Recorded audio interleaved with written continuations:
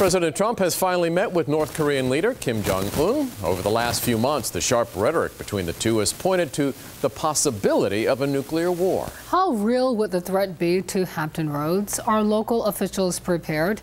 Stephen Graves set out to get some answers. It can cause cancer. It can cause genetic mutations, very extensive. Flying debris, injuring people, intense burns. The direct radiation from the explosion itself, gamma radiation, can cause near instantaneous death. Retired Navy Captain Joe Bouchard says he's not in the practice of scaring, but informing. He has dedicated years to nuclear warfare research. The former nuclear weapons officer even wrote a book on crisis management. He says when it comes to a nuclear attack and being prepared on the federal level, no, we are not prepared. Not like during the Cold War.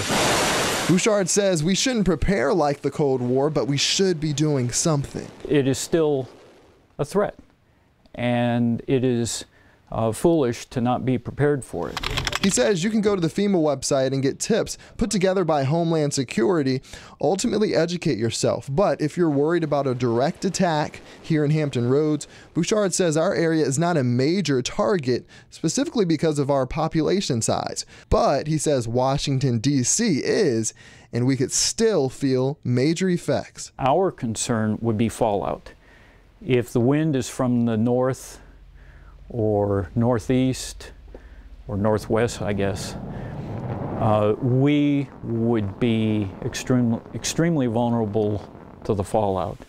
That's when you would most likely receive an alert from your phone initiated from the federal level. It would be up to the local emergency responders to supplement the emergency alert system. We have to talk about those, and we do. In Virginia Beach, as you can imagine, emergency preparedness for hurricanes and natural disasters takes precedence.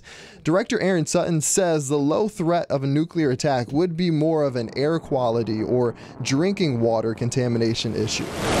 Especially to the farming, agricultural community, to cease operations if we feel it would be a threat to the food service and the drinking water. The city is actually required by law to have a radiological emergency plan. So especially in Hampton Roads, we do have the conversation. We have 17 jurisdictions that work around Surrey Nuclear Power Plant. But in Hampton Roads, it's hard to ignore the fact that we have the largest Navy base in the world. So does that make us more of a target?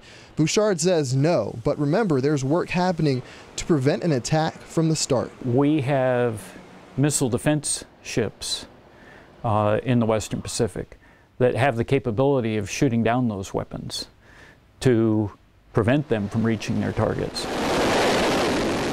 So once again, the key here is education and preparation. FEMA actually recommends right now identifying shelter locations and even having an emergency supply kit. You can learn more about this on 13newsnow.com. Stephen Graves, 13 News Now.